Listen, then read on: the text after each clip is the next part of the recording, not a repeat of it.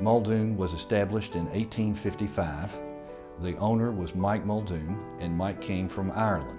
He probably was, I guess in his time, and even if you brought him into our time today, was one of the finest memorialists that the world has ever seen.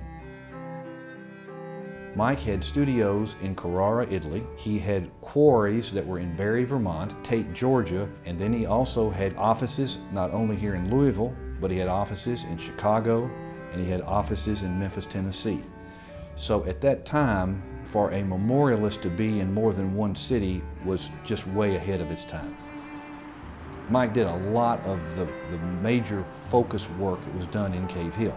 As you drive in, there is a clock tower. The statue of Jesus that's in the cove was given by Mike, and this particular statue was cut in Carrara, Italy, with some of his craftspeople. Mike's wife died in 1899, and at that time he erected a Celtic Cross that is 30 feet tall, and it is a magnificent piece of work. Today, I am not sure what something of that magnitude would cost. It could be duplicated, but it would probably take 2 to 3 years to be able to produce what he put up for his wife at that time. Mike's real claim to fame came after the Civil War. We feel like most of the monument companies in the South had been destroyed, and so 90% of all the Confederate memorials that were placed in the South came from Muldoon. The Confederate memorial that sits on 3rd Street at the University of Louisville, this was another Muldoon creation. During the period, I think that Muldoon was probably in their heyday. The big rival, and probably the only rival that Muldoon had at that time, was the Harrison Monument Company that was out of New York. Muldoon was fortunate enough to have a contract to put a mausoleum in New York, Greenwood Cemetery, for the Mackey family, which was the largest private mausoleum that had been built to that period of time. Well, while Muldoon was building that memorial in New York, the Harrison Monument Company was building the Satterwhite Memorial in Cave Hill. So here, the man from the south was taking the train to the north to build the Mackey, while the man from the north was taking the southbound train to come to Louisville to build the Satterwhite. In most of the public memorials that we have built, organizations have met, and usually they have met for months, sometimes even years.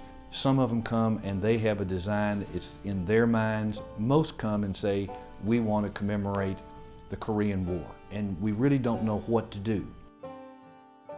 Some of them are done to where they're done through competitions, and so you go do your site work and you go back and work on conceptual things, meet back with the committee and present what your ideas are, and then they make a determination on which one of the proposals they would prefer to go with.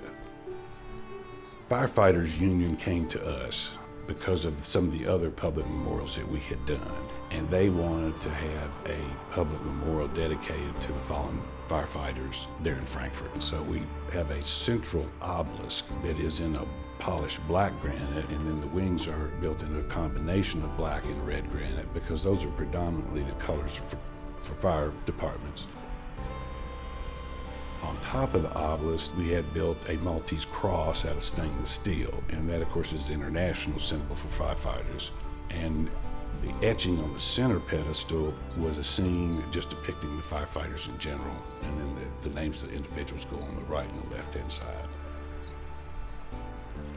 In the Korean War Memorial, which I thought was very interesting because there are not a lot of Korean War memorials. You'll see that we have some bronze flags that represent each of the countries that participated in that war. And then we have very rough boulders because it was a very rough and rugged country and landscape. And then we have a timeline on that memorial to show some of the highs and some of the lows during that war. So we really were trying to give a history so people could come, visit, they can participate in the memorial and learn history, so when they leave, they know more about what happened during that period of time. The memorial that we were in from the beginning to the end that was very interesting was the Vicksburg Memorial.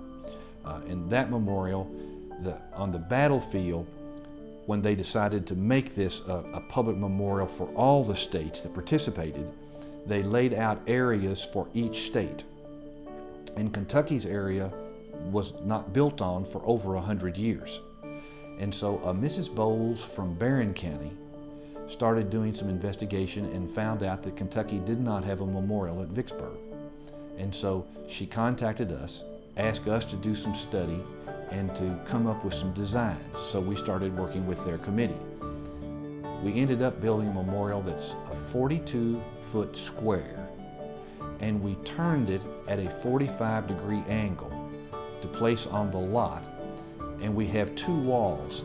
One wall was for the Union and one wall was for the Confederate. And as you look over those walls, you're looking at where the Union Army set up. And when you look over the Confederate wall, you're looking at where the Confederate Army. And in the center of this are the two statues, one of Abraham Lincoln and one of Jefferson Davis.